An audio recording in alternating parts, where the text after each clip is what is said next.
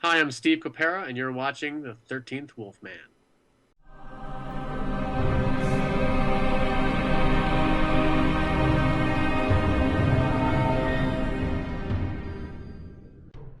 Hey everyone, I'm the 13th Wolfman. You know who I have on my show today? I have Steve Kopera, writer, director, editor of The Cabining. Welcome, Steve. Thank you. It's great to be here. I know we've already talked about it, but I love this movie. This was a fun movie to watch. It's definitely got a Evil Dead type of feel to it, or actually Evil Dead 2, which was more fun, which was more of a comedy type. I mean, how long did it take for you to write this and put it out?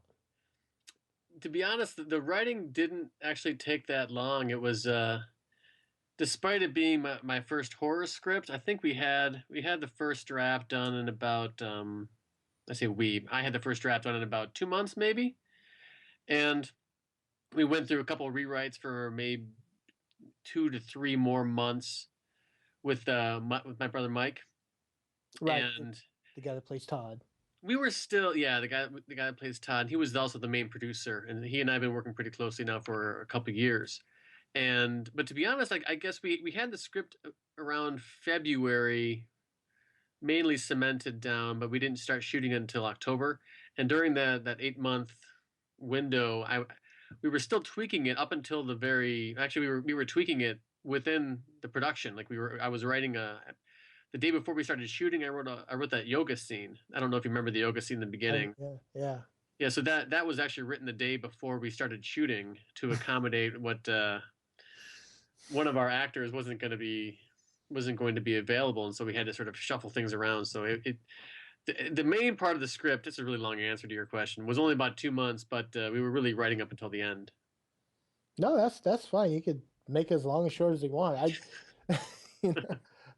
So when you're writing this, and you're developing the characters in your head, and do you have an idea of who's going to play these characters? I mean, did you go, hey, Bo would be great for, Bruce, or hey, Mike, I'd like to see you as Todd, Definitely yes, with regard to Todd, and we didn't know Bo until earlier. Actually, we were thinking about this other guy. We were at the DC Shorts Independent Film Festival, Mike and I, with another short that I directed that Mike had starred in. It's called My Friend Peter. And totally different. And so we had a minor glitch there. Um, so, Steve, you were telling me that your brother had written this script about a puppet and him, and he got scooped by Gibson.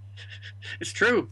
And in the interim, I realized that it was the movie The Beaver, and we were Oh, shocked, yeah, okay. shocked and amazed that there's another person writing a movie about a monkey puppet or a beaver puppet. But what I never actually saw it. But anyway, we were in DC for the DC Film Fest, which is an awesome film festival. It's only shorts, and the guy that runs that's a great guy, and he's really organized, and it's high quality movies. And we met up with another filmmaker called David Silverman, and the three of us attended this seminar about low budget filmmaking. And at the time, I was kind of I've been making the low budget movies for over 10 years or so, and banging my head against the wall. It's a difficult slog, and I really wanted to try to move up to the higher level. But after seeing this seminar, a workshop by this guy Kelly Baker, he was so pro low budget, no budget filmmaking that I left that thinking, let's make a movie for like $10, and completely 180 degrees from where I was. And Hey, if Mike, Lloyd Kaufman can do it. yeah, that's right. So David, Mike, and I were chatting afterward. And we kind of came up with sort of the basic premise of the cabining, and I said, yeah, give me a couple weeks and I'll write something. So the original two roles were going to be for Mike as Todd and David for the for Bruce. Bo's character, and for Bruce. And David's a teacher, so he ended up not being able to make it work with his schedule because we originally were going to do it in the summer, shoot in the summer, but we got bumped to the fall, so that conflicted with his school. And Mike and I were able to thankfully find Bo Keister And so I didn't actually have Bo in mind. We were looking for people that would act and help produce, and Mike found Bo, who does that, and it was a happy coincidence. And he's been an awesome addition to the team. And Bo was awesome on set too. I was just talking to a friend of mine about this the other day. He wasn't just like a professional actor who brought quality acting to the team. He set the standard for a lot of the actors to sort of follow. In the indie world, like we didn't have trailers, we didn't have anything really high end. But Bo was on set almost all the time. He was never far away, knowing that at a moment's notice we would need him. And I think the other actors sort of took the cue from that.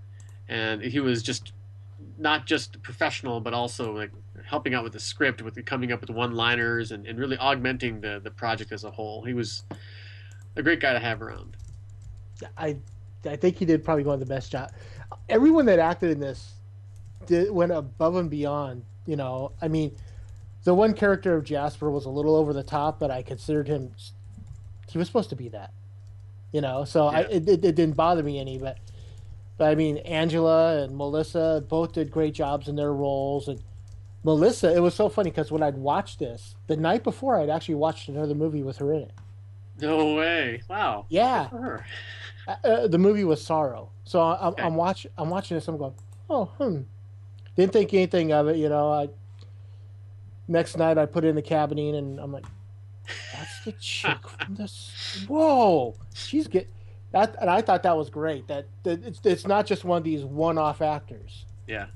You know, it's like, oh yeah, I did a movie, and Yeah, that's all yeah, I did. she's been transitioning to film for a while now. Like she was a very successful like pop singer in France, and Ah, she's been able to live her life, make a living as a pop singer, and she's got all these fans. And I'm not really into that style of music per se, but her fans love her, and she's been able to tour all around the world, and she's now sort of moving more into acting. And we were, I think, one of her first, if not her first, American feature. But since then, she's worked a ton. I think she did. Was it Sorrow? Is that what you said? The yeah, movie? I yeah. think she did that immediately after the cabining, or at least maybe 2 months after. And then she's been just working pretty steadily ever since, flying all over the. I know she was like, I think she was I think she was in Iraq for a while, shooting. I think so. And somewhere in the Middle East where it was extremely dangerous, and they had to actually fly the whole production to like Tunisia or somewhere to finish it. But yeah, she's had quite a whirlwind couple of years here. Wow. So that answers my next question. Is the accent real? Yeah, yeah, she's French, born and bred, and she corrected me on a lot of the stuff. Like there were times when I would tell her just say something French here. It's like, well, what do you mean? I was like, well, just say something in French. It doesn't really have to even make any sense, but just having you in the movie makes it cooler, and people will like. And she kind of humored me and would come up with phrases, and I had no idea what she was saying. She was maybe saying I was the worst director in the world in French, but I doubt it because she's nice. But Yeah, yeah. yeah, the accent is authentic. And then you got Angela Relucio, Roculio. Oh, how'd you say it? Relucio. Lucio. Okay, I wasn't quite sure. I'm just trying to read it right. You know. Yeah, Angela she was a friend of Mike's, and I usually I imagine when actors hear that stuff, they're like, I go on all these blind auditions and they just end up casting their friend. And that's the sad truth. I hate to say that that's not what happens, but that is what happens all the time. And we had 1,000 submissions plus for that role.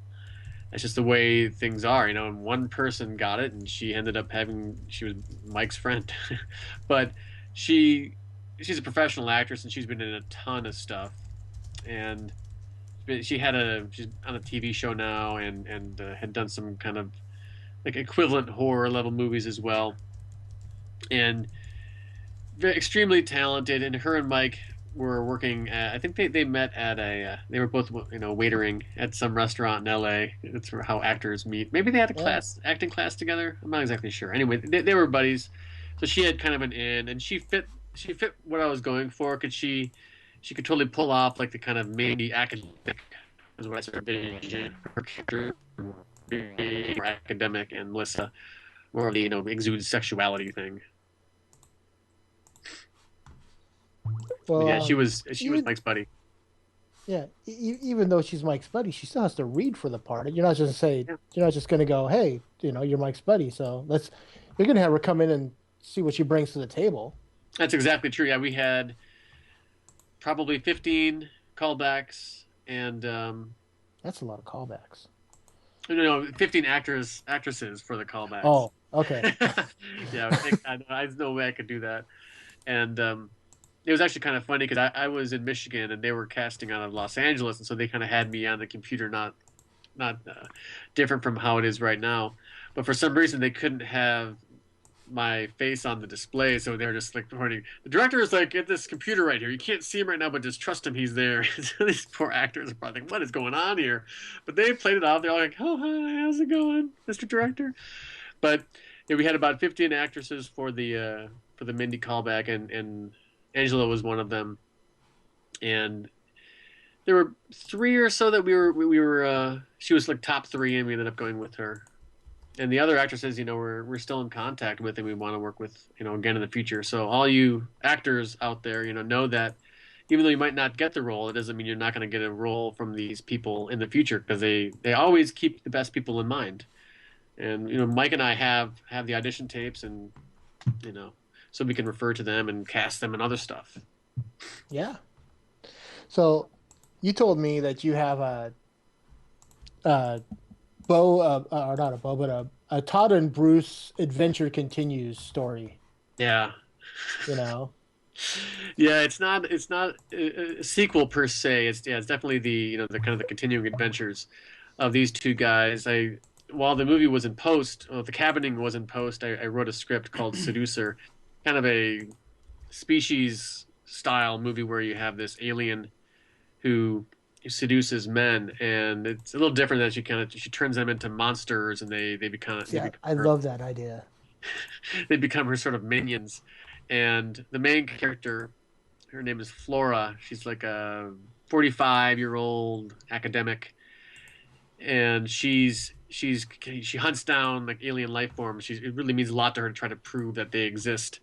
And Todd runs into the seducer girl one day at the bar, and unbeknownst to him, she's got these nefarious agendas, and ends up turning Todd. So Todd finally gets lucky, but it ends up he turns into a monster. So that's just kind of Todd's lot in life. So that's in the works right now. It's about, I don't know, maybe 4 or 5 times the budget of the cabining. So we're just kind of waiting to see if we can get funding for that. That's cool. You, you guys shoot it, get it done with, whatever. Come back on, we'll talk about it. I'm all for that. I Yeah, I, love to. I love the cabining, dude. That's it. Just seemed like a fun movie. I keep saying that, but that's what it seemed like. Or do you have any uh, directors that inspire you, or that have Well, inspired you over your life? when we were when David, Mike, and I were chatting about the cabining way in the beginning, I was late to the party with Shaun of the Dead. I think I saw it maybe 3 or 4 years after it came out. It was just sitting on my DVR, and people had recommended it to me. And I finally just one night watched it, and I was like, "Oh my God, this is the greatest thing of all!" I loved that movie, and I've loved everything those guys have done since. I've seen them all, Shaun and of the Dead was the one I didn't connect with. No, yeah, everyone else did. I love Hot Fuzz. I yeah, love The End of the World. I love Paul. yeah. But and as much as I love zombie films, I'm like, I was like, eh. I think there's one scene in there that totally won me over. Is where they're throwing the vinyl records at the zombies, and like they come up with that. I think it was a Stone Roses album. Like, no, you can't throw that. And then they get the Stone Roses second album, and they throw it at that. And, oh, that one's good to go. It's all the sort of inside jokes, mixing the pop culture in there. So that was a big. Shaun of the Dead was a really big influence, as was the Scream style. That was definitely the way that they the Scream sort of mixes the humor and the horror, and of course Evil Dead. And I'm from Michigan, and we all worship at the altar of Sam Raimi and Bruce Campbell. Bruce Campbell, and that's not going to change anytime soon. Yeah, I mean they're good old boys from. They're from. I can't remember where they said they're from. They're from Michigan. I Yeah, blanking on. they're from Birmingham, and that's where they went Okay. to school, and it's right close to where I grew up. But we never crossed paths. They're a little older than me, but yeah, they're legends now. Just a little. I think he turned like 57 or 58 this year. I'm not Okay. sure. You know. Yeah, yeah. So we definitely did not cross paths. But I read Bruce Campbell's his first book. I think it's If The Chins Could chin, Kill. the chin. Yeah, I still need to read it. But Yeah, yeah, it's great. It should be required reading for anyone that wants to get involved in the low to no budget filmmaking. He tells some very good true stories.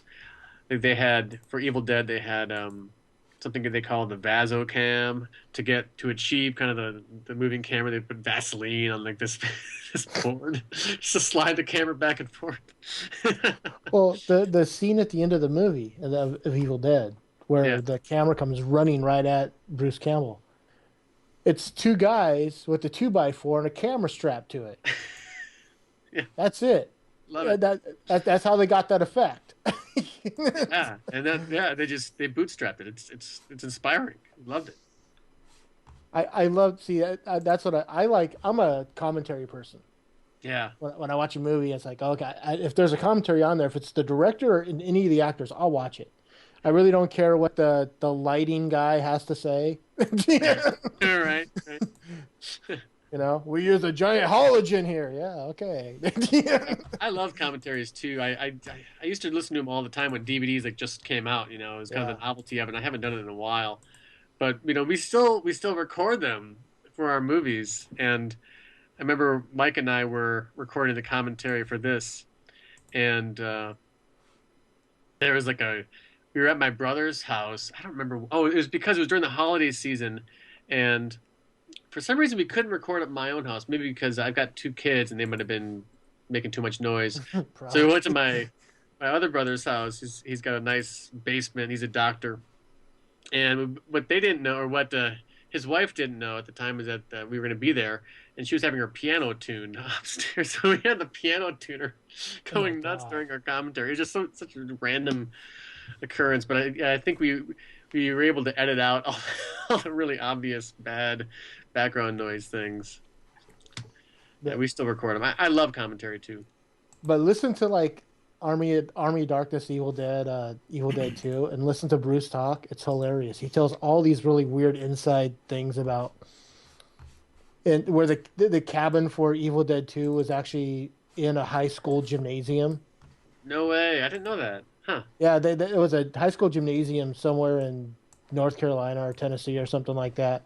And they divided the basketball court into halves. So like they got this half, and then he goes, so all you would hear half the time is people bouncing these basketballs. Like quiet on the set. Don't. Man, and that movie goes on to become legendary. That's yeah, Yeah. it's amazing. They got the nice Stephen King quote, which he credits a lot of that to. I don't know if they mentioned that in the commentary at all, but yeah, that's Stephen King must have seen some early version of Evil Dead. Well, there was the college version in the woods. Oh yes, yeah, yeah. And they showed that I think at Michigan State or something like that. Like Something midnight like that. movies. Yeah. They made it for like 10 grand or something like that.